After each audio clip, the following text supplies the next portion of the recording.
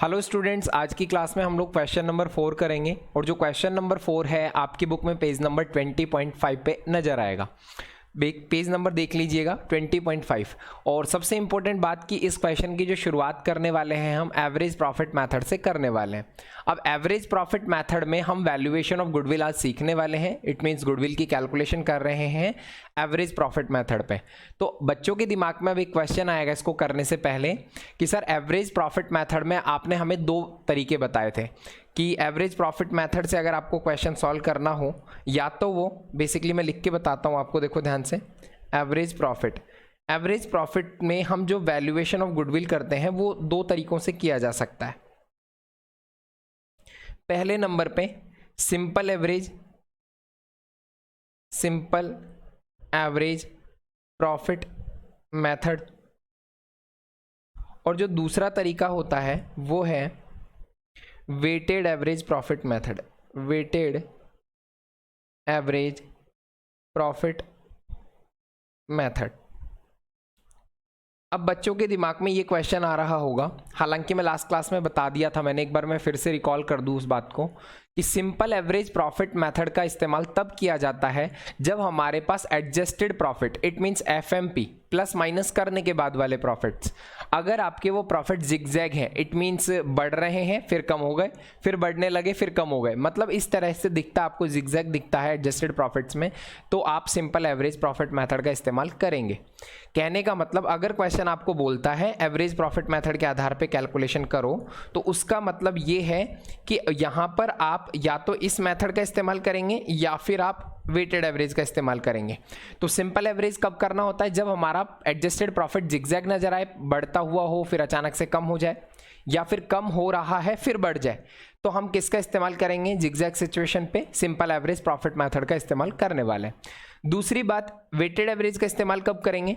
Weighted average profit का इस्तेमाल तब किया जाता है जब हमारा एडजस्टेड प्रॉफिट राइजिंग ट्रेंड में हो, इट मींस बढ़ रहा हो, या मैं यूं कहूं अपवर्ड ट्रेंड में हो, बढ़ रहा हो हमारा प्रॉफिट, या फिर फॉलिंग ट्रेंड के अंदर हो, इट मींस डाउनवर्ड हो। कहने का मतलब गिरता हुआ या फिर बढ़ता हुआ कोई एक ट्रेंड नजर आएगा, या तो बढ़ रहा होगा या फिर गिर रहा होगा। उस सिचुएशन में आप कौन से मेथड का इस्तेमाल करेंगे? वेटेड एवरेज प्रॉफिट मेथड का इस्तेमाल करेंगे। आपने एक क्वेश्चन किया था, मैंने करवाया था लास्ट क्लास में वेटेड एवरेज प्रॉफिट मेथड पर, 2014 का MBRTU वाला क्वेश्चन, ठीक है। आपका मैंने एक क्वेश्चन सॉल्व कराया था एग्जाम का, 2014 MBRTU वाला question, weighted average profit method पे बेस्ड था वो। उसमें हमने देखा था कि जो हमारे एडजस्टेड प्रॉफिट्स थे, प्लस माइनस करने के बाद जो प्रॉफिट्स थे हमारे, वो क्या हो रहे थे? राइजिंग ट्रेंड था प्रॉफिट का, मतलब प्रॉफिट्स बढ़ रहे थे। इसलिए हमने कौन से मेथड का इस्तेमाल किया था वहां पे एवरेज प्रॉफिट निकालने के लिए? वेटेड एवरेज प्रॉफिट मेथड का इस्तेमाल हमने किया था।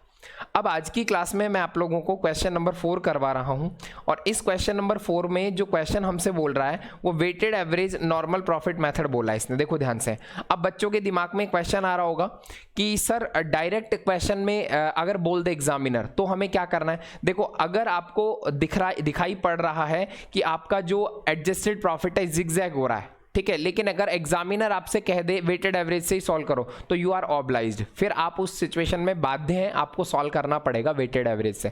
कहने का मतलब क्वेश्चन अगर खुद से क्लियर कर दे आपको वेटेड एवरेज से सॉल्व करना है, जब तो आप फिर वेटेड एवरेज से करो, फिर आपको प्रॉफिट का ट्रेंड कैसा भी दिखे, ठीक है। और अगर आपको क्वेश्चन नहीं बोलता है, इट मींस आपको गुडविल की कैलकुलेशन करवा रहा है वो एवरेज प्रॉफिट मेथड के आधार पे, फिर उस सिचुएशन में आप सिंपल सी बात है, फिर आप देखेंगे आपके एडजस्टेड प्रॉफिट को, अगर वो जिगजैग है तो सिंपल एवरेज, और अगर वो जिगजैग नहीं है, इट मींस कोई ट्रेंड शो कर रहा है या तो बढ़ता हुआ या फिर गिरता हुआ, तो फिर आप वेटेड एवरेज का इस्तेमाल करेंगे। ये बात मैंने 3-4 बार रिपीट कर दी है और आपको समझा दिया।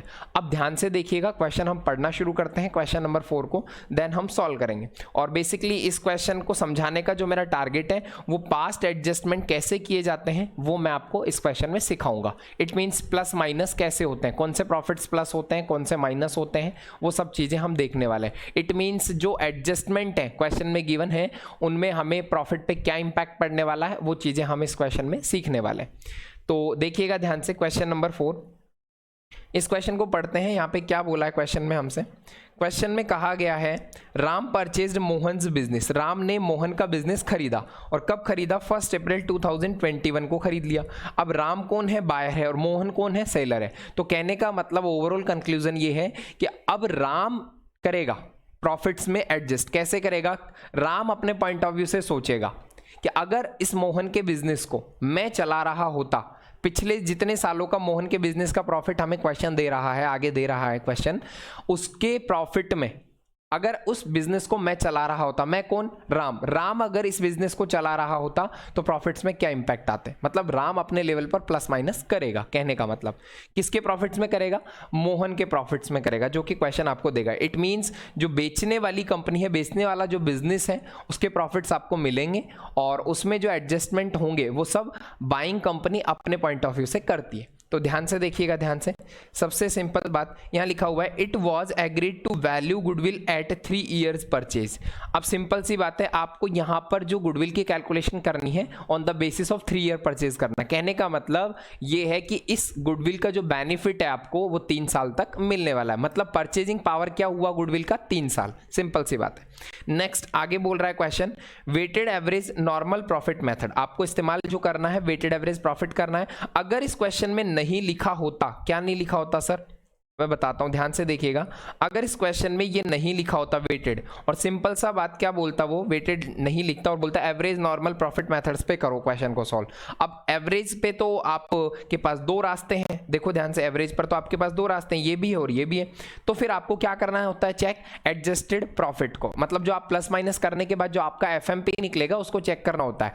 ठीक है, अगर वो बढ़ रहा है या गिर रहा है तो फिर आप क्या करेंगे? वेटेड एवरेज का इस्तेमाल करेंगे। अगर वो जिगजैग हो रहा है तो फिर सिंपल एवरेज का इस्तेमाल करेंगे। लेकिन इस क्वेश्चन में तो हमें क्लियर कर दिया है खुद से ही, साफ साफ क्वेश्चन ने खुद ने ही बता दिया हमें कि वेटेड एवरेज प्रॉफिट का हम इस्तेमाल करने वाले।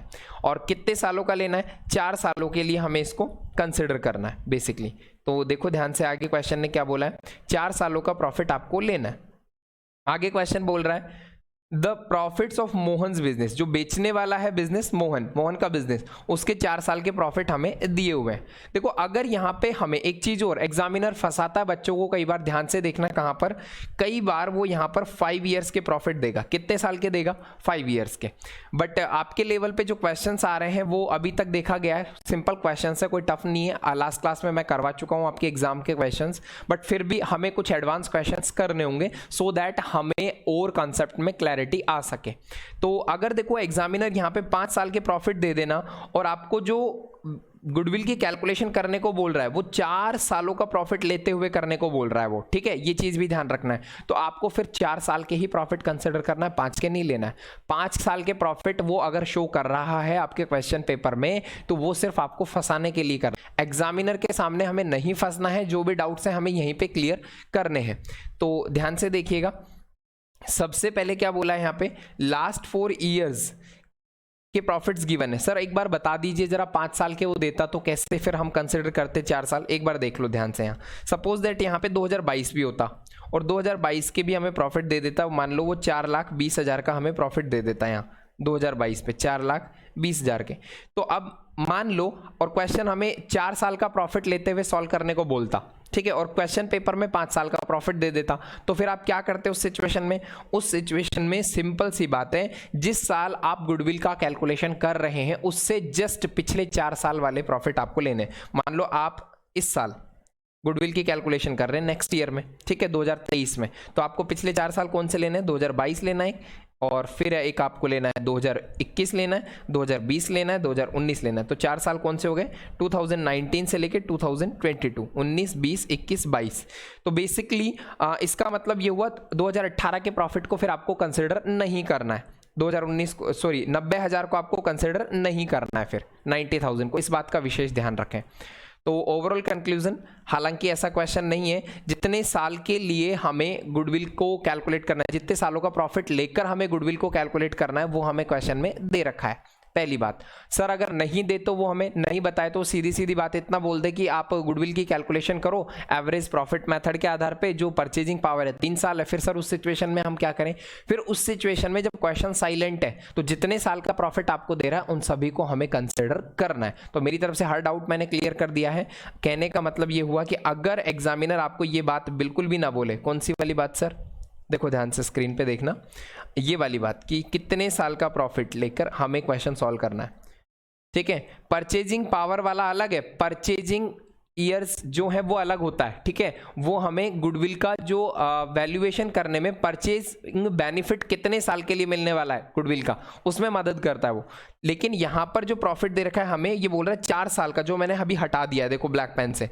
तो कहने का मतलब अगर सर ये नहीं बोले तो फिर हमें क्या करना होता है, फिर क्वेश्चन में जितने साल का हमें प्रॉफिट देगा ना उन सबको हमें कंसिडर करना है। सिंपल सी बात है। सर यहाँ पर हमें 4 साल का दिया हुआ, 4 साल का लेना है इस क्वेश्चन, बिल्कुल लेना है, ठीक है। सर क्यों लेना है, क्योंकि यहां पर हमें क्वेश्चन में बोला गया है। सर नहीं बोलता तो भी फिर हम ले लेते 4 साल का पूरा का पूरा। तो होप सो मैंने हर एंगल से बात को क्लियर कर दिया है, आपको समझ आ गया होगा। अभी मैं आगे बढ़ता हूं, ध्यान से देखिए।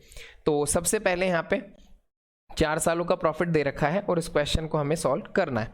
तो कैसे करना है क्वेश्चन को सॉल्व, आगे देखिएगा ध्यान से। अच्छा एक बात मैं बता दूं, ये जो प्रॉफिट्स आपको दे रखे हैं ना सारे, इनको मैं कुछ इस तरह से रिप्रेजेंट कर दूं ताकि क्वेश्चन सिंपल हो सके करने में। देखो यहाँ पे एक तरह से फाइनेंशियल ईयर का एंड दे रखा है, 31 मार्च दिया हुआ है आपको। तो इसका मतलब क्या हुआ, बेसिकली अगर मैं 31 मार्च 2018 की बात करूं तो इसका मतलब क्या हुआ सर, इसका मतलब ये हुआ कि 1 अप्रैल 2017 से लेकर 31 मार्च 2018। तो मैं लिख देता हूं यहाँ पे 1 अप्रैल से 2017 से 2018, 31 मार्च 2018, ठीक है। इसके बाद देखो मैं ऐसा इसलिए कर रहा हूं, बेसिकली अगर क्वेश्चन के अंदर कोई फाइनेंशियल ईयर के अकॉर्डिंग हमें एडजस्टमेंट दे रखा होगा, जैसे स्टार्टिंग से एंडिंग का हमें अगर कोई एडजस्टमेंट बताएगा, इस तरह की डेट अगर क्वेश्चन में मेंशन होगी आगे एडजस्टमेंट में, तो हमारे लिए क्वेश्चन को करना आसान हो जाएगा, इसलिए मैं लिख रहा हूं ये सब। तो आगे देखो ध्यान से। इसके बाद 2019 की अगर हम बात करें, इसमें क्या लिख सकते हैं हम, इसमें लिख सकते हैं 1 अप्रैल को शुरू हुआ, कौन से साल में सर, 2018 में। तो इसको हम बोल सकते हैं 31 मार्च 2019। नेक्स्ट 2020, 31 मार्च 2020 को प्रॉफिट शो कर रहा है, तो इसका मतलब 1 अप्रैल 2019 से 31 मार्च 2020। और फिर यहाँ पे है 1 अप्रैल 2021 से लेके 20 से लेकर के 31 मार्च 2021। तो होप सो आपको मेरी बात समझ आई होगी। अब हम क्वेश्चन को करना शुरू करते हैं, एडजस्टमेंट पढ़ते हुए जाएंगे और क्वेश्चन सॉल्व करते हुए जाएंगे। तो सबसे पहले हमें 4 साल के लिए एक बार यहाँ पे मैं कॉलम्स बना लेता हूँ और उन कॉलम्स में हम लोग एडजस्ट करेंगे प्रॉफिट को। तो ध्यान से देखना कैसे करना है क्वेश्चन को सॉल्व।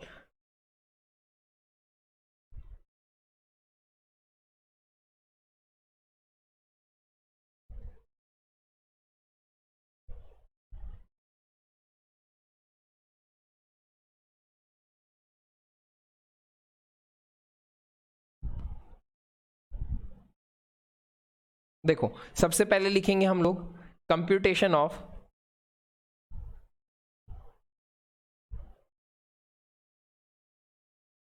एफएमपी। एफएमपी मतलब फ्यूचर मेंटेनेबल प्रॉफिट। तो अभी हमें एफएमपी निकालना है, कैसे निकालेंगे, सबसे पहले लिखेंगे ईयर्स,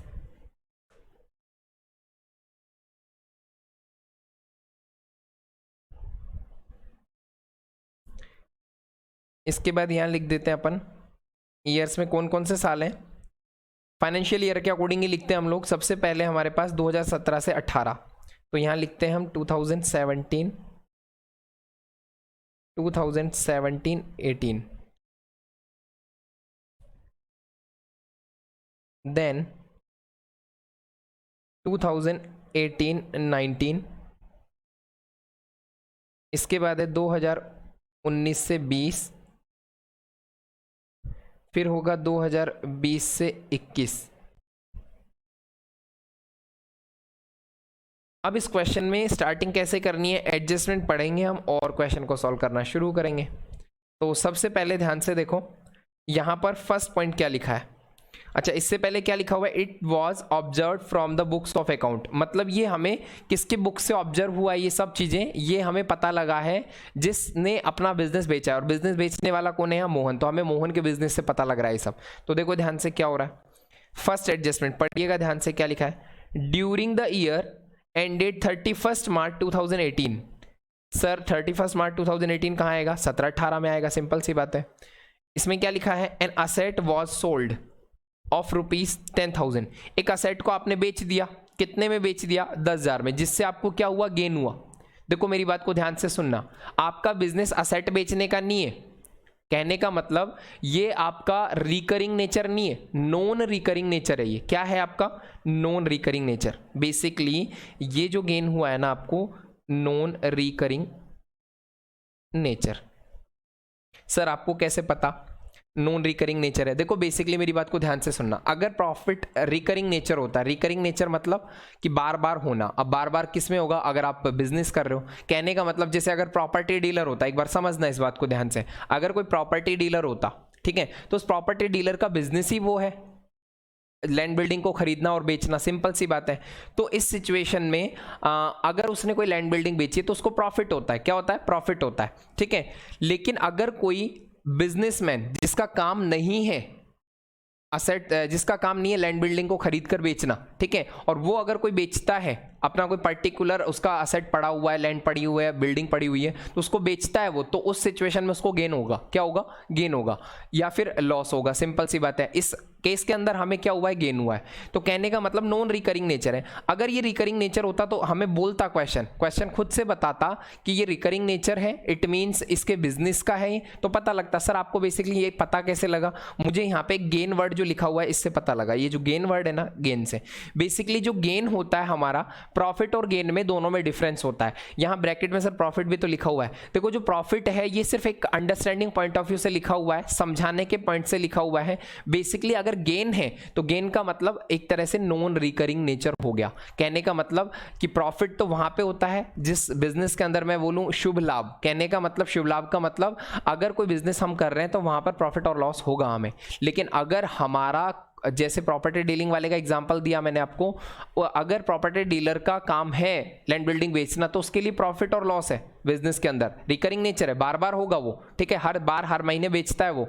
और अगर किसी व्यक्ति का काम नहीं है लैंड बिल्डिंग को बेचने का, जैसे सिंपल सी बात है, मैं कहूँ कि एक ज्वेलरी शॉप वाला है, ज्वेलरी शॉप वाला अगर लैंड बिल्डिंग बेचता है तो उसका काम ही नहीं है वो, तो उसके लिए अगर वो, उसके पास कोई रखा हुआ सेट है पहले का जैसे बिल्डिंग, तो और वो उसको बेचता है तो उस पर गेन होता है, तो वो उसके बिजनेस का प्रॉफिट नहीं है वो। मेरी बात को समझो, इसलिए मैं उसको क्या बोल रहा हूँ? नॉन रिकरिंग नेचर बोल रहा हूँ इसको। तो होप सो मेरी बात समझ आ गई होगी।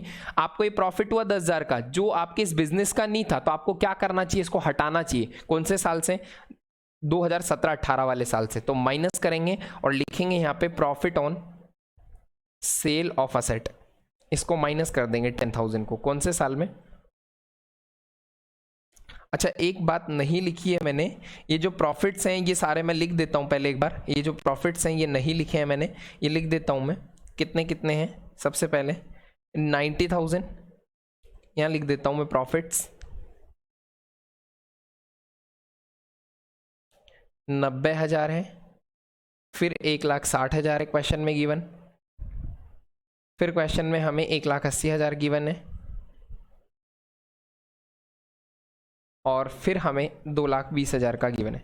बेसिकली इनमें से ही हम प्लस माइनस करेंगे, ठीक है, ये डेटा जो दे रखा है हमें। तो अब देखो ध्यान से, सबसे पहले 10,000 को हमें क्या करना पड़ेगा? अकॉर्डिंग टू फर्स्ट एडजस्टमेंट, जो कि नॉन रिकरिंग प्रॉफिट हुआ है, इसको माइनस करो, क्योंकि ये इस साल का प्रॉफिट ही नहीं है 2017-18 का। तो क्या लिखेंगे यहाँ पे हम? माइनस कर देंगे, माइनस कर देंगे, सिंपल सी बात है। यहाँ लिखेंगे profit on sale of asset को माइनस कर दो 10,000 को, ये लो जी। नेक्स्ट अब हम आगे बढ़ते हैं सेकंड एडजस्टमेंट पे। सेकंड एडजस्टमेंट में क्वेश्चन में क्या बोला है, ध्यान से देखिएगा। सेकंड एडजस्टमेंट क्या बोल रहा है? During the year ended 31 March 2019। Sir 31 मार्च 2019 कहाँ आएगा? 18-19 वाले सेशन में आएगा, 18-19 वाले सेशन में आएगा। क्या बोल रहा है सर ये? इसने बोला है ए मशीन, इसने क्या बोला है? A machine got destroyed in accident. एक मशीन थी जो एक्सीडेंट में खराब हो गई। अब यहाँ पे वर्ड देखो आप ध्यान से, एक्सीडेंट बोल रहा है वो, ठीक है। एक तरह से ये आपका अबनॉर्मल लॉस है। क्या है ये? Abnormal loss. सिंपल सी बात, अगर टेक्निकल बात नहीं करूं, मैं बोलूं कि क्या एक्सीडेंट बिजनेस में हर साल होगा? नहीं होगा ना ऐसा। अगर राम इस बिजनेस को चला रहा होता तो कोई जरूरी है क्या राम के साथ ये एक्सीडेंट होता है? कौन सा एक्सीडेंट सर? मशीन के खराब होने का। तो इस सिचुएशन में एक बार देखो ध्यान से, machine got destroyed and 30,000 was write off. As a loss in P&L account. आपने क्या किया, P&L अकाउंट के अंदर उसको लॉस के तरह ट्रीट कर लिया, आपने अपना प्रॉफिट कम कर दिया, राइट ऑफ कर दिया, कम कर दिया, आपने अपना प्रॉफिट क्या कर दिया, सिंपल सी बात है, कम कर दिया। ओवरऑल कंक्लूजन ये कहना चाह रहा हूं मैं आपसे कि ये आपके बिजनेस का बार बार वाला नेचर नहीं है। कहने का मतलब ये नॉर्मल लॉस नहीं है जो आप इसको अकाउंट्स के अंदर P&L में शो करेंगे, राइट ऑफ करेंगे, ठीक है। ये अब नॉर्मल लॉस है आपका, ठीक है। तो आपको क्या करना चाहिए इसको, ये आपके बिजनेस में जरूरी नहीं कि हर बार होगा ये, ठीक है। अब नॉर्मल लॉस है ये, तो आपको क्या कर देना चाहिए, अपने प्रॉफिट को बढ़ाकर दिखा देना चाहिए, ठीक है। जो आपने राइट ऑफ कर दिया, कम कर दिया अपने प्रॉफिट को, राइट ऑफ मतलब कम करना, आपने अपने प्रॉफिट को कम कर दिया तो आपको क्या करना चाहिए, इसको बढ़ाकर दिखाना चाहिए। तो दिखा दो भैया 30,000 से बढ़ाकर इसको। तो क्या लिखेंगे यहाँ पर हम लोग, लिखेंगे लॉस ऑफ मशीन, यहां दिखाएंगे हम लोग लॉस ऑफ मशीन। देखो ध्यान से, कितने का दिखाना है, कौन से साल में, 18-19 की बोल रही है ना, तो 18-19 में हमें दिखाना है 30,000 से। आपने कम कर दिया, अभी हम बढ़ा के दिखाएंगे इसको, प्लस का 30,000 करके दिखाएंगे। ये लो जी। नेक्स्ट अब हम आगे बढ़ रहे हैं। आगे क्वेश्चन ने क्या बोला है, ड्यूरिंग 1920, अब देखो दिख रहा है अपन को साफ, ये रहा 1920 में क्या बोल रहा है क्वेश्चन ने हमसे कहा है 1920 में, देखो क्वेश्चन क्या बोल रहा है, 1920 insurance claim received 12,000 from the insurance company. Simple सी बात है, आपने उसका इंश्योरेंस करवा रखा होगा जो मशीन का एक्सीडेंट हुआ पिछले साल क्यों बोल रहे हैं सर आप, पिछले साल इसलिए बोल रहा हूं, अब 19-20 की बात हो रही है। तो 19-20 के सिचुएशन में 19-20 में आपको क्या मिल गया, इंश्योरेंस कंपनी से क्लेम मिल गया, मतलब आपको पैसा मिल गया। यहाँ पर कितना मिल गया, साफ साफ लिखा हुआ है, रिसीविंग हो रहा है कितना, 12,000 का। अरे भैया एक बात बताओ, ये आपके बिजनेस का अबनॉर्मल लॉस था और अबनॉर्मल लॉस पे आपने क्लेम उठा लिया, ठीक है। तो ये आपके बिजनेस का रेगुलर नेचर वाला प्रॉफिट नहीं है, समझना मेरी बात को, ये आपका प्रॉफिट नहीं है जो आपके ट्रेडिंग से हो रहा हो, आपके ओरिजिनल बिजनेस के, आपके ऑपरेशन से जो हो रहा हो, या आपके ऑपरेशन से नहीं हो रहा है प्रॉफिट, ठीक है। तो आपने इसको रिसीव कर लिया, इसका मतलब आपने अपने प्रॉफिट को बढ़ा के दिखा दिया। कौन से साल में, साल की बात है 2019-20 की, तो आपको क्या कर देना चाहिए, इसको कम करके दिखाना चाहिए। आपको मिला था, आपने इसको प्रॉफिट की तरह ट्रीट कर लिया, बढ़ा के दिखा दिया अपने प्रॉफिट को, अब आपको इसको कम कर देना चाहिए 12,000 से 19-20 में। तो हम लिखेंगे यहाँ पे इंश्योरेंस क्लेम रिसीव 19-20 में 12,000 से आपको कम करके दिखाना है यहाँ पे, तो माइनस का 12,000 और यहाँ लिखेंगे हम क्या, इंश्योरेंस क्लेम रिसीव्ड, कितने का, 12,000 का। नेक्स्ट हम आगे बढ़ते हैं क्वेश्चन में, क्या पॉइंट बोल रहा है, पॉइंट नंबर 3 को ध्यान से देखिएगा। पॉइंट नंबर 3 में क्या बोला है, पॉइंट नंबर 3 पढ़िएगा क्या बोल रहा है। देखो थर्ड पॉइंट की अगर मैं बात करूं, थर्ड पॉइंट में बोल रहा है ड्यूरिंग द ईयर एंडेड 31 मार्च 2020। अब 31 मार्च 2020 मतलब 31 मार्च 2020 मतलब सर 19-20 की बात कर रहा है, किसकी बात कर रहा है, 19-20 की। ध्यान से देखो, डेट पे मैं हाईलाइट कर रहा हूँ येलो मार्कर से, 19-20 की बात कर रहा है। तो 19-20 में क्या करना है, क्वेश्चन ने बोला है firm asset were not insured due to oversight, underline कर लो इस वर्ड को, ओवरसाइट को। ओवरसाइट का बेसिकली मतलब क्या होता है, एक तरह से चूक होना मतलब भूल जाना, क्या होना, भूल जाना। आपने क्या किया, आपने इंश्योरेंस करवाना आप भूल गए, सिंपल सी बात है, वर नॉट इंश्योर्ड, आपका इंश्योरेंस हुआ ही नहीं इस साल में, ठीक है। और किसका नहीं हुआ, फर्म की असेट का, साफ साफ लिखा हुआ है, अंडरलाइन कर लो, फर्म की असेट का इंश्योरेंस नहीं हुआ यहाँ पे। देखो बेसिकली बिजनेस का रूल है ये, सिंपल सी बात है, आप बिजनेस करते हैं तो आपके फर्म के अंदर जो असेट्स होती हैं वो तो इंश्योर्ड करवाना आपकी एक तरह से लाइबिलिटी है, रेस्पॉन्सिबिलिटी है, सिंपल सी बात है, करवाना चाहिए। क्यों, क्योंकि कल को खुदा ना खास्ता कोई बात हो जाए, एक्सीडेंट हो जाए, तो उसका क्लेम तो आपको रिसीव हो सकता है ना, सिंपल सी बात है। तो आपको इंश्योरेंस करवाना चाहिए, सिंपल सी बात है, आपको क्या करवाना चाहिए, इंश्योरेंस करवाना चाहिए। तो जब आप इंश्योरेंस करवाएंगे, सिंपल सी बात है, तो आपका प्रॉफिट कम होता, आपका प्रॉफिट क्या होता, कम होता।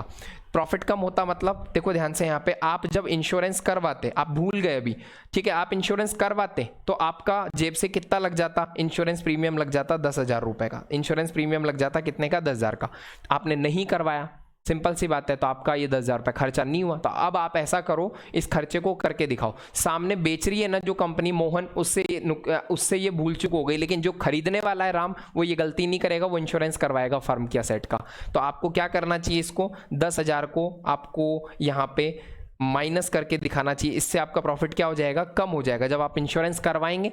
अगर राम इस बिजनेस को चलाता ना तो राम इंश्योरेंस करवाता। आप ये अजम्पशन लेके चलेंगे, अब राम इस बिजनेस को चला रहा है तो राम अगर इस बिजनेस को चलाता तो वो इंश्योरेंस करवाता, और इंश्योरेंस करवाता तो उसका 10,000 का ये खर्चा होता। कौन से साल में सर, 19-20 में। तो 19-20 में 10,000 कम करके दिखाओ, 10,000 कम करके दिखाओ 19-20 में। देखो ध्यान से, माइनस का 10,000, माइनस का 10,000 किस नाम से, यहां लिखेंगे इंश्योरेंस प्रीमियम, इंश्योरेंस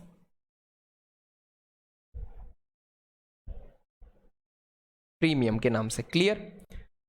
अब देखो एक बात और बता दूं, कुछ बच्चों के दिमाग में क्वेश्चन आ रहा हो तो, क्या सर जो सेकंड पॉइंट था इसमें आपने इंश्योरेंस जो कंपनी से रिसीव हुआ, इंश्योरेंस कंपनी से आपने इस एडजस्टमेंट के अंदर क्या किया, इस एडजस्टमेंट में आपने सर यहाँ पर माइनस का 12,000 कर दिया, और लॉस ऑफ मशीन था जो 30,000 से आपने दिखा दिया। देखो मैं आपको बता दूं, बेसिकली वो जो था ऊपर वाला पॉइंट, वो आपके अब नॉर्मल लॉस का पार्ट था, इसलिए सब ट्रीटमेंट मैंने ऐसा किया। इसलिए मैंने 30,000 को क्या किया, आपका प्रॉफिट बढ़ाकर दिखाया। बेसिकली आपने राइट ऑफ कर दिया था, कम कर दिया था गलती से, जो कि एक्सीडेंट का था बेसिकली, और वो एक्सीडेंट जो होता है वो अबनॉर्मल लॉस का पार्ट होता है। तो अबनॉर्मल लॉस का पार्ट था, वो आपके प्रॉफिट पे क्या इंपैक्ट डाला उसने, आपने बिना वजह उसको कम कर दिया 30,000, जो कि आपके रियल बिजनेस या रेगुलर बिजनेस से रिलेटेड नहीं था वो, इसलिए मैंने वो ट्रीटमेंट किया था। जबकि जो थर्ड वाला एडजस्टमेंट है ये आपके बिजनेस से रिलेटेड है, साफ साफ लिखा है। सर आपको कैसे पता रहे, लिखा हुआ है ना फर्म्स असेट यहाँ पे, ठीक है। तो मैं होप सो आशा करता हूँ कि आपको ये बात समझ आई होगी। अभी मैं आगे बढ़ता हूँ पॉइंट नंबर 4 पर। तो पॉइंट नंबर 4 देखिएगा ध्यान से, पॉइंट नंबर 4 क्या बोल रहा है, पॉइंट नंबर 4 क्या बोल रहा है, देखो ध्यान से। पॉइंट नंबर 4 ने बोला है ऑन 1 जुलाई 2019, 1 जुलाई 2019 क्या बोला है, 1 जुलाई 2019 साइकिल कॉस्टिंग 20,000 वर परचेज। आपने 1 जुलाई 2019 को खरीदी, 1 जुलाई 2019 कब आएगा सर ये 1 जुलाई 2019, 2019 से 20 वाले पार्ट पे आएगा यहाँ, ठीक है। आपने साइकिल खरीदी, कितनी खरीदी आपने 5 साइकिल खरीदी। यहाँ ईच वर्ड नहीं लिखा हुआ, इसका मतलब ये जो 20,000 की कीमत है ना टोटल 5 साइकिल के ऊपर है। कितने साइकिल के ऊपर है, 5 के ऊपर। और इसने क्या लिखा है, and were wrongly debited to travelling expenses. अब ध्यान से समझिएगा, अंडरलाइन कर लो इस बात को, ध्यान से समझिएगा। ट्रेवलिंग एक्सपेंसेज को आपने क्या कर दिया, डेबिट कर दिया। कितने से कर दिया, 20,000 से। आपने क्या किया, खरीदा क्या, साइकिल। अब देखो बेसिकली क्या होता है, अपन ये मान के चलते हैं आप वो अपने बिजनेस में कुछ भी एसेट खरीदे, जैसे टिफिन सेंटर वाले हैं जो डिलीवरी बॉयज होते हैं टिफिन के, उनको साइकिल प्रोवाइड करवा देते हैं बिजनेस में अपने, ठीक है। तो कहने का मतलब बिजनेस में क्या आ रही है एसेट, अब वो चाहे कुछ भी खरीदे, घोड़ा गाड़ी कार मोटरसाइकिल कुछ भी खरीदे, डजंट मैटर, उसके बिजनेस में एसेट आ रही है 20,000 रुपए की, ठीक है। असेट अकाउंट डेबिट होना चाहिए था, बात को ध्यान से समझेंगे मेरी बात को, असेट अकाउंट डेबिट होना चाहिए था, बट उसने क्या कर दिया, उसने तो P&L अकाउंट के अंदर कर दिया कुछ ना कुछ। क्या कर दिया सर, ट्रैवलिंग एक्सपेंसेस डेबिट कर दिया। अरे ट्रैवलिंग एक्सपेंसेस जाते कहाँ है, P&L अकाउंट में, तो सिंपल सी बात है P&L अकाउंट में डेबिट कर दिए ट्रैवलिंग एक्सपेंसेस। तो उसने क्या किया, उसने क्या किया, ट्रैवलिंग एक्सपेंसेज को डेबिट कर दिया, ट्रैवलिंग एक्सपेंसेज अकाउंट डेबिट कर दिया। गलती से हुआ ये काम, ठीक है, 20,000 से, जबकि करना क्या चाहिए था, असेट अकाउंट डेबिट होना चाहिए था। असेट अकाउंट, ये काम गलत हो गया, ये सही था, असेट अकाउंट डेबिट होना चाहिए था। It mean cycle account debit होना चाहिए था, सिंपल सी बात है। अब मुझे एक बात खुद से फील करके बताओ समझ के, अगर मैं P&L it means travelling expenses account debit करूं तो हमारे प्रॉफिट पे इंपैक्ट पड़ेगा, बिल्कुल पड़ेगा। क्या पड़ेगा सर, प्रॉफिट कम हो जाएगा, बिल्कुल कम हो जाएगा। अरे खर्चे दिखाओगे P&L में तो प्रॉफिट कम होगा, सिंपल सी बात है, ठीक है। और अगर सर हम असेट अकाउंट डेबिट करते तो, अरे असेट अकाउंट डेबिट करते तो ये आपका बेसिकली ऑपरेशनल नहीं है, ये बैलेंस शीट का पार्ट है आपका, ये आपका इनकम स्टेटमेंट का पार्ट नहीं है, ये आपके बैलेंस शीट का पार्ट है असेट। तो असेट जब आप डेबिट करेंगे बिजनेस के अंदर तो असेट आ रही है, इसका प्रॉफिट से क्या लेना देना है, कहने का मतलब असेट का प्रॉफिट से क्या लेना देना है, कोई लेना देना नहीं है, कोई इंपैक्ट नहीं पड़ रहा है, ठीक है। असेट अकाउंट डेबिट होनी चाहिए थी, लेकिन आपने गलती से प्रॉफिट पे इंपैक्ट डाल दिया ट्रैवलिंग अकाउंट को डेबिट करके, तो इससे क्या हुआ होगा, आपका प्रॉफिट कम हो गया होगा। आपका प्रॉफिट क्या हो गया होगा, कम हो गया होगा। तो आपको क्या करके दिखाना चाहिए, इसको बढ़ाकर दिखाना चाहिए, प्रॉफिट को प्लस करके दिखाना चाहिए। सर प्लस क्यों करेंगे? अरे भाई एक बात बताओ, असेट अकाउंट डेबिट करते हैं ना आप, तो असेट अकाउंट को डेबिट करने से P&L पे कोई फर्क पड़ता क्या? कोई फर्क नहीं पड़ता, सिंपल सी बात है। Asset account debit to cash, simple सी बात है, P&L पे कोई इंपैक्ट नहीं पड़ रहा है।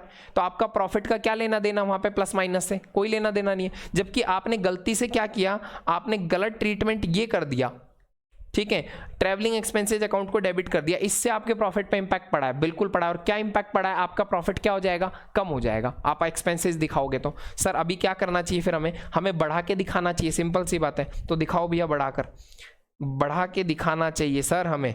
कितने से? 20,000 से। क्या लिखेंगे? साइकिल कॉस्टिंग, ठीक है। आपको इस प्रॉफिट को आपने ट्रैवलिंग एक्सपेंसेस को डेबिट कर दिया, आपका प्रॉफिट 19-20 में गलती से क्या हो गया था, कम हो गया था। आपको उस प्रॉफिट को 19-20 पे प्लस करके दिखाना चाहिए। ये लो जी, मैं प्लस करके दिखा देता हूँ। यहाँ पर 20,000 से मैंने प्लस करके इसको दिखा दिया। और किस नाम से दिखाऊंगा? साइकिल कॉस्टिंग के नाम से दिखा दो। नेक्स्ट, अब हम आगे बढ़ते हैं पॉइंट नंबर, इसी पे एक और एडजस्टमेंट देखो। अब ध्यान से क्या बोल रहा है क्वेश्चन में, इसी में आगे एक बात और बोलिए, क्या बोल रहा है। एक बार मैं ये सब मिटा देता हूं ताकि आप लोगों को कंफ्यूजन ना हो।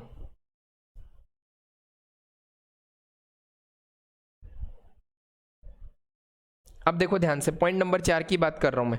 पॉइंट नंबर 4 में लिखा है आगे, depreciation on cycle was to be charge, charge होना था WDV मेथड से। WDV मेथड से चार्ज करना था आपको डेप्रिसिएशन को, समझ रहे हैं मेरी बात को, डेप्रिसिएशन को WDV। अरे भाई आप सिंपल सा दिमाग लगाओ, छोटा सा दिमाग लगाओ। सामने वाले ने जो बेचान कर रहा है अपने बिजनेस का, कौन? मोहन ने तो गलती से ट्रैवलिंग एक्सपेंसेस को डेबिट कर दिया। जब उसने ट्रैवलिंग एक्सपेंसेस अकाउंट डेबिट किया होगा तो उसने असेट तो डेबिट किया ही नहीं था। जब उसने असेट डेबिट नहीं किया था, इसका मतलब ये हुआ कि उसने डेप्रिसिएशन भी चार्ज नहीं किया, सिंपल। जब उसने असेट का ट्रीटमेंट ही नहीं दिखाया तो उसने डेप्रिसिएशन भी चार्ज नहीं किया, वो भी भूलेगा फिर, सिंपल सी बात है। जब असेट ही नहीं दिखाई उसने अपनी, तो डेप्रिसिएशन भी नहीं दिखाया। एक आगे पीछे है ना, ये दोनों कनेक्टेड है ना। फिक्स असेट पे क्या लगता है, डेप्रिसिएशन लगता है। तो जब उसने असेट ही नहीं दिखाई तो डेप काहे का दिखाएगा, वो नहीं दिखाया। तो अब हमें दिखाना पड़ेगा, दिखाओ ये लो, इससे हमारा प्रॉफिट कम हो जाएगा। सर WDV मेथड से, हाँ जी, मेथड एट द रेट 25%। यहाँ पर एनम लिख लो, ये टाइपिंग मिस्टेक है, ये पर एनम लिख लो और इसको काट दो, और इसको काट दिया जाए, ठीक है, इसको काट दिया जाए। कैलकुलेट वैल्यू ऑफ गुडविल, जिन बच्चों के बुक में टाइपिंग मिस्टेक है ना, ये लिखा हुआ है कैलकुलेट वैल्यू ऑफ गुडविल, ये गलती से प्रिंटिंग मिस्टेक है, टाइपिंग की मिस्टेक मान के चलो आप ये, ठीक है। तो यहाँ पर एनम है ये, ठीक है। एग्जामिनर आपको बोलेगा पर एनम, यहाँ पे लिखा हुआ नहीं है। पर एनम आपको WDV मेथड से क्या करना है, राइट ऑफ करना है, मतलब डेप्रिसिएशन लगाना आपको। तो देखो ध्यान से हम कैसे निकालेंगे। सर आपने खरीदा कब ये? हमने भाई सिंपल सी बात है, हमने कब खरीदा, हमने ये खरीदा ऑन 1 जुलाई 2019 को। सर 1 जुलाई जब 2019 को आप असेट खरीदेंगे तो कितने महीने का डेप लगेगा? पूरे 12 महीने का तो नहीं लगेगा ना, फिर कब का लगेगा? 1 जुलाई है ना यहाँ पे, इसका मतलब जुलाई, अगस्त, सितंबर, अक्टूबर, नवंबर, दिसंबर, जनवरी, फरवरी, मार्च, कितने महीने हो गए टोटल? 9 मंथ्स। तो 9 मंथ्स का डेप्रिसिएशन हमें चार्ज करना है। तो करो भैया, देखो ध्यान से कैसे करेंगे। और इसकी जो कॉस्टिंग है वो कितनी है? 20,000 रुपए की, टोटल 5 साइकिल की 20,000 रुपए की कॉस्टिंग है। तो लगाओ डेप्रिसिएशन, कितने परसेंट से लगाना है? 25% से। तो एक वर्किंग नोट बनाएंगे साइड में, एक वर्किंग नोट बनाएंगे, कैलकुलेशन ऑफ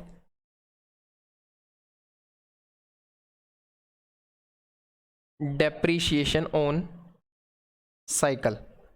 साइकिल पे डेप निकाल रहे हैं हम, कैसे निकालेंगे? फॉर कितने महीने के लिए निकाल रहे हो? 9 मंथ्स। कौन से साल के? सर ये जो साल था 19-20 था, कौन सा था?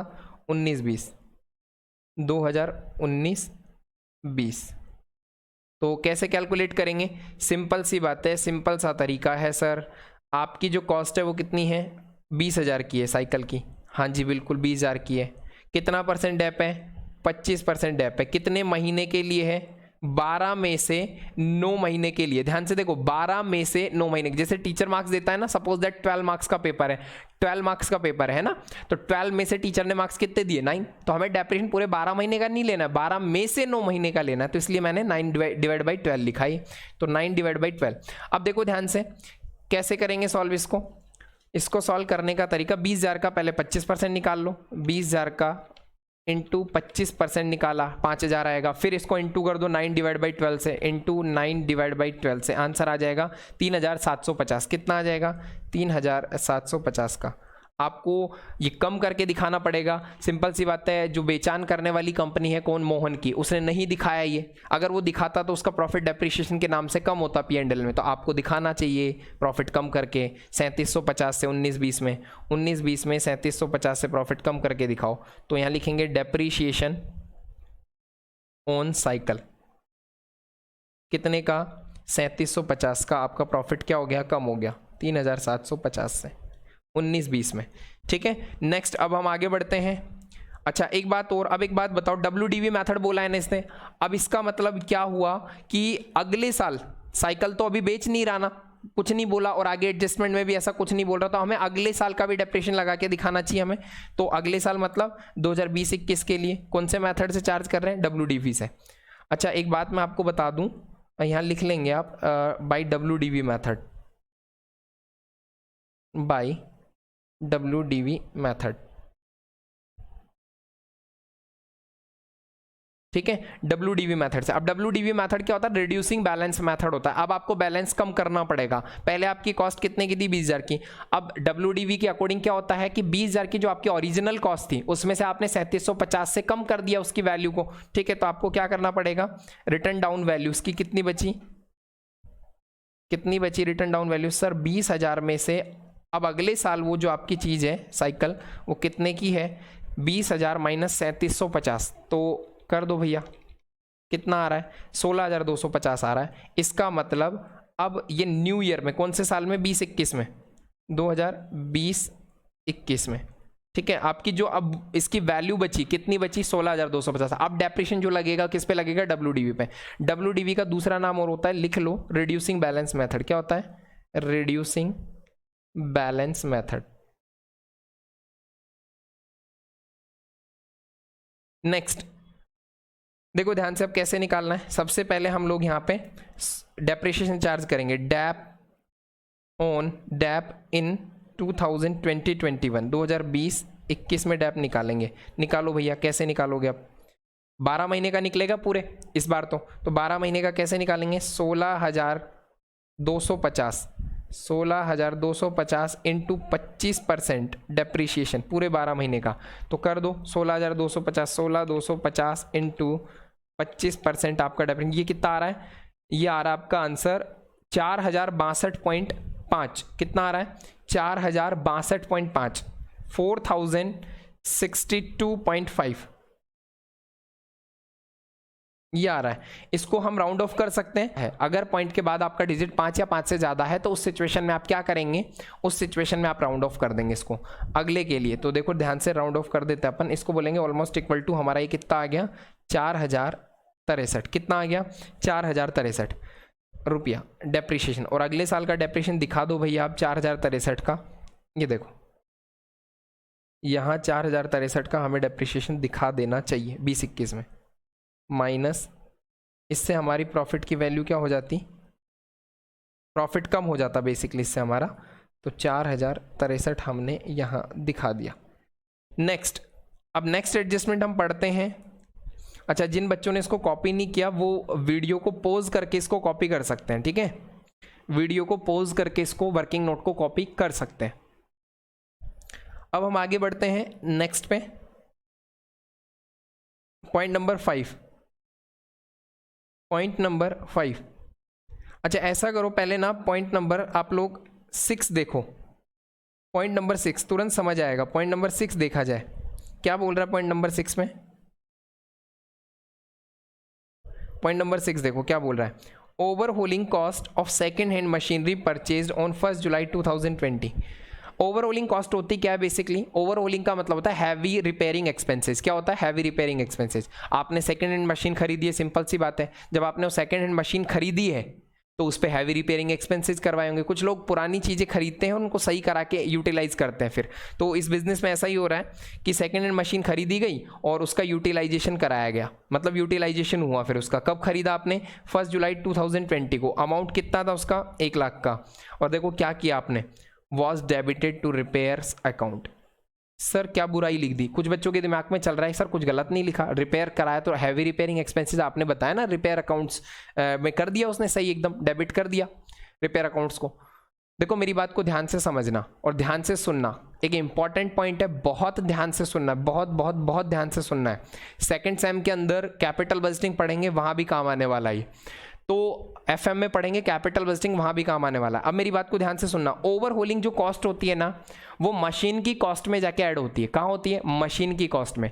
जब आपकी मशीन की कॉस्ट में ऐड होती है ना वो, तो आपकी असेट की वैल्यू बढ़ती। कहने का मतलब ओवरऑल कंक्लूजन, असेट पर इंपैक्ट पड़ता, ना कि रिपेयर अकाउंट पे। बात समझिएगा दोबारा से, मैं कहना क्या चाह रहा हूँ, ओवरहोलिंग कॉस्ट जो होती है वो मशीन की कॉस्ट में जाके क्या होती है? ऐड होती है। ये रूल है फिक्स, ठीक है। मशीन की कॉस्ट में क्या किया जाता है? उसको ऐड किया जाता है। अरे सिंपल सी बात है भाई, एक बात बताओ, आपने सेकेंड हैंड मशीनरी खरीदी, हैवी रिपेयरिंग एक्सपेंसेस कर दिए आपने उसको खरीदने में, तो मुझे एक बात बताओ, आपने अगर सेकेंड हैंड मशीन 3 लाख की खरीदी और उस पर ओवरऑलिंग के चार्जेस 1 लाख का लग गया रिपेयरिंग एक्सपेंसेस, तो आपके कोई आपसे अगर पूछेगा ये मशीन कितने की पड़ी आपको, तो आप 3 लाख बताओगे 4 लाख बताओगे? उसको 4 लाख ही बताओगे ना, क्योंकि आपने जेब से लगा दिए इस पे पैसे। तो कहने का मतलब ओवरऑलिंग की जो कॉस्ट होती है वो किस में जाके जुड़ती है? मशीन की कॉस्ट में। तो ये इंपैक्ट सीधा सीधा मशीन के ऊपर नजर आ रहा है, इट मींस असेट पे। बिल्कुल जस्ट ऐसा ही पॉइंट है अभी अभी जो डिस्कस किया है पॉइंट नंबर 4 की तरह सेम, ठीक है। और आपने गलती से किसको डेबिट कर दिया? रिपेयर अकाउंट को। अब रिपेयर अकाउंट डेबिट होगा तो कहने का मतलब किस में डेबिट होगा? P&L के अंदर, सिंपल सी बात है, P&L अकाउंट के अंदर। तो आपने आपका प्रॉफिट क्या कर लिया? कम कर लिया। कितने से कम कर लिया? 1 लाख रुपए से। 1 लाख रुपए से कम कर लिया आपने अपना प्रॉफिट रिपेयर अकाउंट को डेबिट करते ही। कहने का मतलब रिपेयर अकाउंट कहाँ दिखाओगे डेबिट? P&L के अंदर, P&L अकाउंट के अंदर दिखाओगे आप रिपेयर्स को।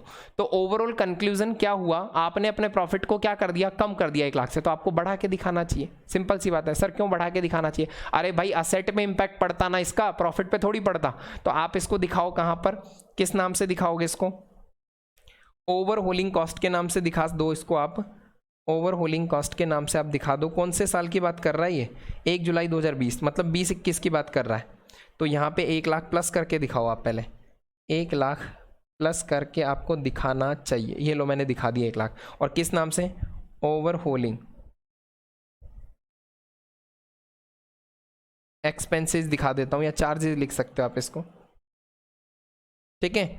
तो बेसिकली ओवरहोलिंग के एक्सपेंसेज हैं आपके 1 लाख के, जो आपने गलती से रिपेयर अकाउंट को डेबिट कर दिया था, इससे आपका प्रॉफिट कम हो गया। तो अब आप इस साल 2020-21 में इस प्रॉफिट को बढ़ाकर दिखाओ। तो अब हमें क्या करना है? इसको प्लस करके दिखा दिया। अब हम आगे बढ़ते हैं नेक्स्ट।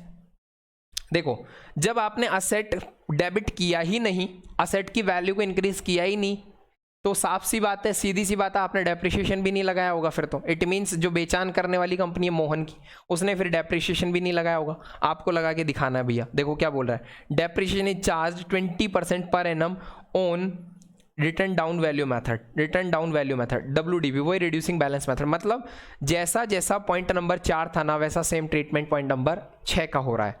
तो देखो ध्यान से, आपको क्या करना चाहिए? कैलकुलेशन करनी चाहिए डेप्रिसिएशन की। देखो डेप की कैलकुलेशन करते हैं अब हम यहाँ।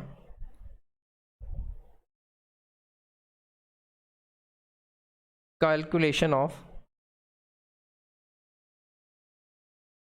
डेप्रिसिएशन ऑन WDV मेथड से, या यूं लिखें इसको अपन, कैलकुलेशन ऑफ डेप्रिसिएशन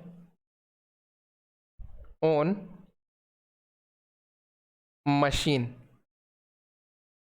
मशीन के ऊपर, और कौन सा मेथड है? बाई WDV, ठीक है। तो निकालो आप ध्यान से। देखो सबसे पहले अगर हम बात करें डेप्रिसिएशन निकालने की, 20% लगाना है डेप्रिसिएशन। इसकी जो वैल्यू है वो कितनी है आपकी भैया? वो वैल्यू आपकी जो है वो सिंपल सी बात है 1 लाख की है। 1 लाख से आपकी वैल्यू बढ़ती ना, 1 लाख से आपकी एसेट की वैल्यू बढ़ती, तो 1 लाख पर आप डेप्रिसिएशन लगाते, सिंपल सी बात है। तो 1 लाख का 20% कर दो। ये लो, कौन से साल में? इन 2020-21 लास्ट ईयर है जो आपका ये 20-21, इसमें तो दिखाओ 20%, 1 लाख का 20%। सर 12 महीने के लिए क्या डेप? नहीं भाई, शायद कुछ लिखा है इसमें, देखो ध्यान से। इसमें लिखा है 1 जुलाई 2020 को खरीदा, 1 जुलाई 20 को किया ये, तो 1 जुलाई 2020 से मतलब 1 जुलाई 2020 से मतलब वही 9 महीने हो गए, 9 मंथ्स हो गए, सिंपल सी बात है। तो यहाँ पे 9 मंथ्स का डेप्रिसिएशन चार्ज करना आपको लगाना है, तो ये लगाइए इंटू 9 डिवाइड बाई 12। तो आंसर आपके पास कितना आएगा, ये इसको सॉल्व करेंगे तो 1 लाख इंटू 20% मतलब 20,000 और इंटू 9 डिवाइड बाई 12, तो ये आ गया आपका 15,000 का। कितना आ गया, 15,000 का डेप्रिसिएशन आ गया। ये लो लगा दो भैया 15,000 का डेप्रिसिएशन। ठीक है, अब बच्चे बोलेंगे सर WDV, अरे भाई अगले वाले साल में अगर हमारा क्वेश्चन जाता तो WDV का इम्पैक्ट हम डाल देते, सिंपल सी बात है। अगले साल पे क्वेश्चन ही नहीं जा रहा है, 2020-21 पे खत्म है। तो यहाँ दिखा दो 20-21 पे माइनस करके, यहाँ लिखाओ डेप्रिसिएशन ऑन मशीन कितने का, अभी अभी हमने कैलकुलेट किया ये 15,000 का, तो माइनस कर दो 15,000 से, आपका प्रॉफिट कम हो जाता। सिंपल सी बात है, अगर सही से ट्रीटमेंट करते तो आपका प्रॉफिट कम हो जाता, बट बेचान करने वाली कंपनी ने किया ही नहीं। तो अब हम आगे बढ़ते हैं नेक्स्ट पॉइंट पे। एक लास्ट पॉइंट जो हमारा बचा हुआ है क्वेश्चन में, दैट इज पॉइंट नंबर 5।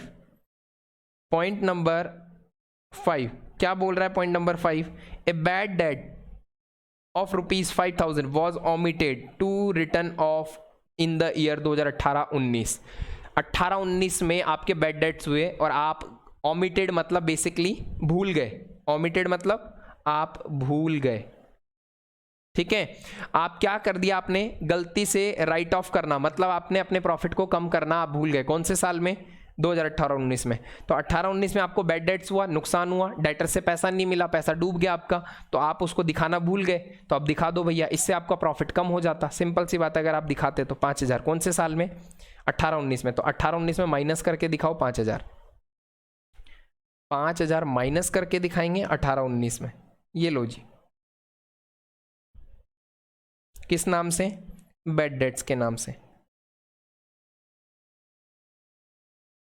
तो होप सो आपको मेरी बातें समझ आई होंगी, और ये पूरा क्वेश्चन हमने एक तरह से एडजस्टमेंट सारे के सारे ट्रीटमेंट कर लिए। एग्जाम में आपको इसी परफॉर्मे के साथ, इसी ट्रीटमेंट के साथ, इसी तरीके से, कहने का मतलब इस वे में, इस तरीके से आपको प्रेजेंटेशन एग्जाम में देना है।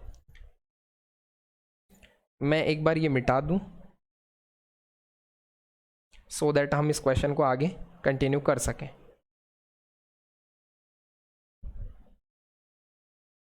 देखो ध्यान से, अब सबसे पहले यहां पर हमें इसकी कैलकुलेशन करनी होगी, कितना आ रहा है,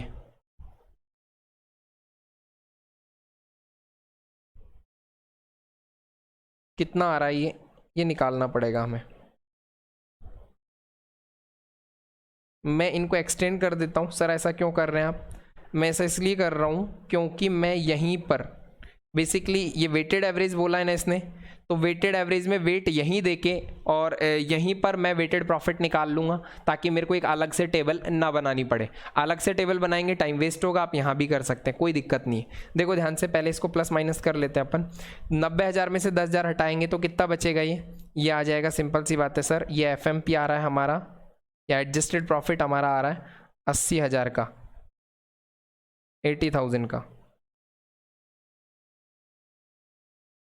नेक्स्ट 160 प्लस 30 कितना हो गया? 190 माइनस 5 कितना हुआ? 1,85,000।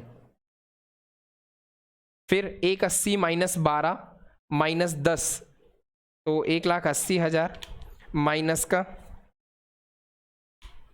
22,000 प्लस का 20,000 और माइनस का 3,750। ये कितना आ गया आपके सामने? 1,74,250, 1,74,250। नेक्स्ट ये आपका 2,20,000 माइनस का करेंगे 4,063, 220 माइनस का, फिर प्लस का 1,00,000 है, फिर माइनस 15,000, तो आपका ये आ रहा है 3,09,37। ये आ रहा है 3,09,37। तो ये हमने निकाल लिया FMP हमारा। अब हम क्या करेंगे? वेटेड एवरेज से बोला था क्वेश्चन हमको, ठीक है। तो अभी हमें क्वेश्चन को कैसे सॉल्व करना है आगे ध्यान से देखो। वेट दे देते हैं क्योंकि क्वेश्चन में वेट गिवन नहीं है। अगर क्वेश्चन खुद से वेट देता ना तो हम उस प्रॉफिट को ज़्यादा इंपॉर्टेंस देते। वेट देने का मतलब बेसिकली इंपोर्टेंस। और जब क्वेश्चन खुद से वेट नहीं बताए ना हमें, तो फिर हमें क्या करना होता है, हमें खुद अपने आप से वेट देना होता है। और किसको ज़्यादा वेट देना होता है, किसको ज़्यादा इंपोर्टेंस देनी होती है, जो रिसेंट वाला प्रॉफिट है। यहाँ रिसेंट वाला प्रॉफिट कौन सा है, 3,09,37 वाला, ये वाला। सिंपल सी बात है, ये रिसेंट प्रॉफिट है हमारा, ठीक है। तो इसको हम सबसे ज़्यादा वेट देंगे। तो हम बेसिकली सबसे कम वेट किसको देंगे, जो सबसे पुराना वाला प्रॉफिट है, क्योंकि अब उस प्रॉफिट की अहमियत, इंपोर्टेंस बहुत कम है, ठीक है। तो ध्यान से देखो, सबसे पहले यहाँ पे हम वेट दे देते हैं। वेट का मतलब बेसिकली इंपोर्टेंस होता है। तो 1 2 3 4। अगर एग्जामिनर खुद से वेट बताए ना आपको, तो फिर आपको खुद से वेट का इस्तेमाल करना है, ठीक है। अगर खुद से देता है तो, नहीं देता तो फिर हमें हमारे हिसाब से, सर कैसे देते हैं वेट, फिर रिपीट कर दूं, जो रिसेंट का प्रॉफिट है उसको सबसे ज़्यादा इंपॉर्टेंस दो। इसका मतलब सबसे बड़ा वाला नंबर देना आपको। जैसे मैंने 4 दिया, उससे जस्ट पिछला जो प्रॉफिट है उसको 3 नंबर दिया मैंने, उसकी इंपॉर्टेंस तीसरे नंबर पर रखी। फिर जस्ट पहले 2, फिर 1, और सबसे कम इंपॉर्टेंस सबसे प्रीवियस या पुराने प्रॉफिट को देंगे हम। अब इसको मल्टीप्लाई कर देंगे तो वेटेड प्रॉफिट आ जाएगा। क्या आ जाएगा, वेटेड प्रॉफिट।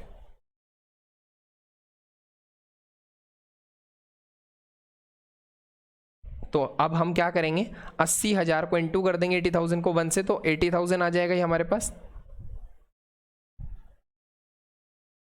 फिर 185 को 2 से इंटू करेंगे, 185 इंटू 2 करेंगे तो ये आ जाएगा 3,70,000। फिर 1,74,250 को जब हम मल्टीप्लाई करेंगे 3 से, तो ये आ जाएगा 5,22,000, 5,22,750। नेक्स्ट, एक बार रुकिएगा, दोबारा करता हूँ मैं। 1,74,250 को हमने किया तो यह आया, हाँ बिल्कुल ठीक है। नेक्स्ट है 3,09,37 इंटू 4, कितना आ रहा है, यह आ रहा है 12,03,748, 12,03,748, ठीक है। अब क्या निकालेंगे, weighted average profit. Average profit method से करना है ना, और एवरेज प्रॉफिट मेथड में वेटेड वाला, तो हमें क्या निकालना है, वेटेड एवरेज प्रॉफिट। अब इसका एवरेज कर देंगे हम, तो एवरेज कर दो, कैसे करोगे, वेटेड एवरेज प्रॉफिट निकालना। अब हमें क्या करेंगे, इन सबको हम ऐड कर देंगे। करो भैया ऐड, कैसे करोगे, 80,000 plus 3,70,000 plus 5,22,750 plus 12,03,748, 12,03,748। Weighted profit के अंदर क्या होता है, मैंने आपको लास्ट क्लास में भी बताया था। वेटेड प्रॉफिट में हम लोग, वेटेड प्रॉफिट के अंदर हमें वेट का टोटल लेना होगा। अब वेटेड प्रॉफिट में हमें क्या लेना होगा, अब वेटेड प्रॉफिट मेथड के अंदर डिनोमिनेटर में हमें क्या करना होता है, वेट का टोटल लेना होता है। तो जो वेट का टोटल है वो कितना है, वेट का जो टोटल है वो कितना है हमारा, देखो ध्यान से, ये 10 आ रहा है। बेसिकली जो वेट का टोटल है वो कितना है, 10। 1 + 2 + 3 + 4, तो वेट का टोटल है 10। तो इन सब को अब हम ऐड कर देंगे, कितना आ रहा था ये, वेट ऐड करेंगे इनको हम, 80,000 प्लस 3,70,000 प्लस 5,22,750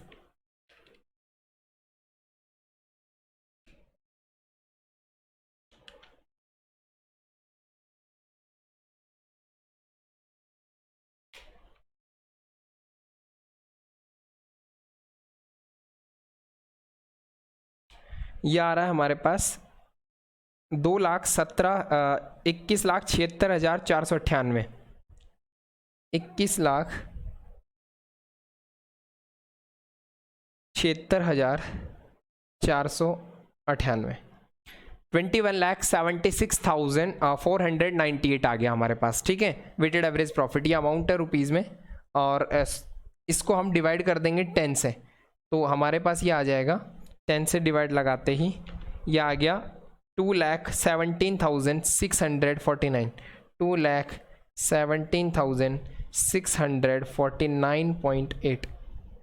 ये हमारे पास आ गया, क्या आ गया, वेटेड प्रॉफिट। ये वेटेड प्रॉफिट हमारे सामने निकल के आ गया। वेटेड एवरेज प्रॉफिट क्या निकल के आया, weighted average profit, weighted average profit निकल कर आ गया। अब देखो ध्यान से समझते हैं इस बात को, गुडविल निकालना कैसे। गुडविल निकालने को बोलिए, क्वेश्चन ने बोला था कि 3 साल के, मतलब 3 साल के लिए बेनिफिट देना है आपको। 1 साल का प्रॉफिट कितना, 2,17,649.8, मतलब 649.8। तो 649.8 ये वाला जो फिगर आया है, 2,17,649.8 का जो फिगर आया है, इसको हम 3 से मल्टीप्लाई कर देंगे तो हमारी गुडविल आ जाएगी। सिंपल सी बात है। तो हम क्या करेंगे, गुडविल निकालते हैं। Goodwill equal to weighted average profit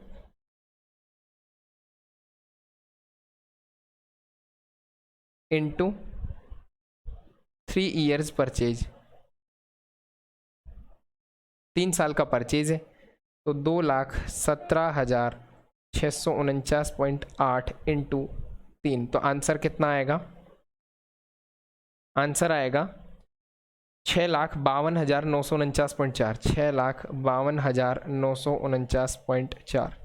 ये आ रहा है 6,52,949.4, 6,52,949.4, बिल्कुल सही अपना ये आंसर।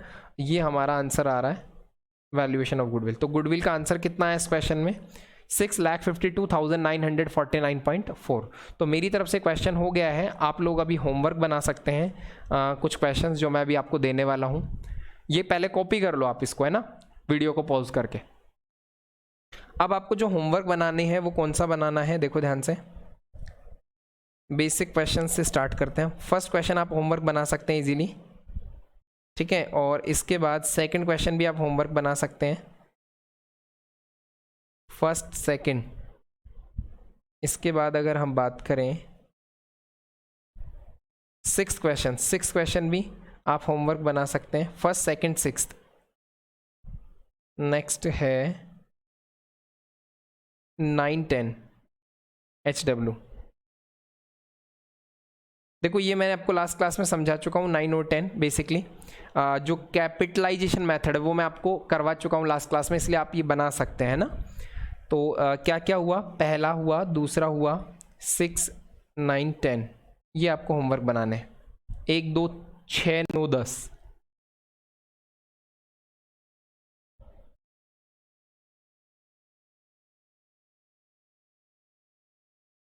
अच्छा एक क्वेश्चन और बना सकते हैं आप, 11 नंबर HW, ये सुपर प्रॉफिट का है। 11 नंबर भी आप बना सकते हैं। 6 क्वेश्चन मैंने आपको होमवर्क दिए हैं। बेसिकली बड़े क्वेश्चन नहीं है ये, छोटे छोटे हैं, ठीक है। फॉर्मूला लगाना है, आंसर आएंगे। बड़े नहीं है ये, बेसिक क्वेश्चंस दिए हैं एक एक, ठीक है। और इसके अलावा ठीक है बस। अच्छा आप अगर इस क्वेश्चन में दिमाग लगाना चाहें तो ये भी आपसे बन जाएगा। बेसिकली क्वेश्चन नंबर 13 क्या बोल रहा है मैं बता देता हूँ हिंट देके। एन्युटी मेथड है जो कि लास्ट क्लास में मैं समझा चुका हूँ आपको। देखो ध्यान से, ये जो क्वेश्चन है इसने बोला है द नेट प्रॉफिट अपन को दे रखे हैं after taxation, providing after taxation. देखो बेसिकली मैं एक बात बता दूं, जो गुडविल की कैलकुलेशन के लिए जो प्रॉफिट इस्तेमाल होता है वो आफ्टर टैक्सेशन ही होता है, तो परेशान होने की जरूरत नहीं है, कंफ्यूजन नहीं होना है। इसके बाद इसने बोला पास्ट 5 ईयर्स की गिवन है, ये बिल्कुल पास्ट 5 ईयर्स की गिवन है। आर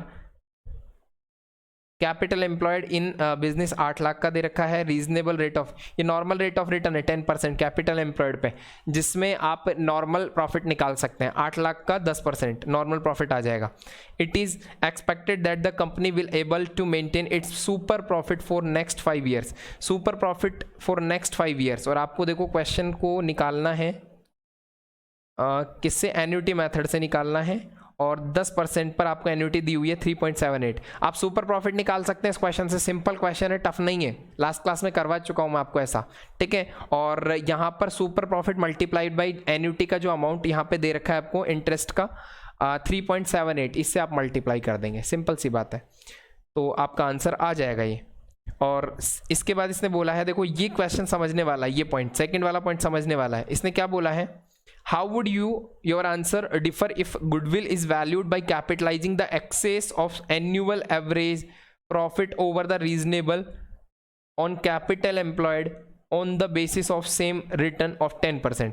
बेसिकली इसने पूछा है कैपिटलाइजिंग मेथड से, क्वेश्चन को जो सॉल्यूशन करना है कैपिटलाइजिंग मेथड से करना है, और एक्सेस बोल रहा है किसका, एनुअल एवरेज प्रॉफिट का, किसके ऊपर बोल रहा है, ओवर रीजनेबल प्रॉफिट। इससे क्या निकल के आएगा, हम भी जानते हैं एवरेज और नॉर्मल प्रॉफिट का जो डिफरेंस है सुपर प्रॉफिट, तो इसने सुपर प्रॉफिट से आंसर पूछा है और कैपिटलाइजेशन मेथड से पूछा है। इसका मतलब कैपिटलाइजेशन ऑफ सुपर प्रॉफिट से आंसर पूछ रहा है वो आपसे, तो कंफ्यूज नहीं होना है। तो ये क्वेश्चन भी आप होमवर्क बना सकते हैं। तो बेसिकली मैंने एक होमवर्क और दिया है, क्वेश्चन नंबर, देखो आपका मन हो तो बनाना, नहीं मन हो तो मत बनाना। देखो प्रैक्टिस करनी है तभी परफेक्शन आएगा, वरना नहीं आएगा, सीधी सी बात ये है, ठीक है। तो कंफर्टेबल रहोगे अगर ये क्वेश्चंस कर लेते हो आप, अगर नहीं करते हो तो वो आपके ऊपर है, सिंपल सी बात है। एग्जाम में अगर क्वेश्चन सॉल्व करने हैं अच्छे से तो आप इनको प्रैक्टिस कर लो, ताकि एक सेटिस्फेक्शन मिलेगा, कंफर्टेबल रहोगे एग्जाम में, दिक्कत नहीं आएगी। तो मेरी तरफ से ये क्लास यहीं पे ओवर कर रहा हूँ मैं, ओके।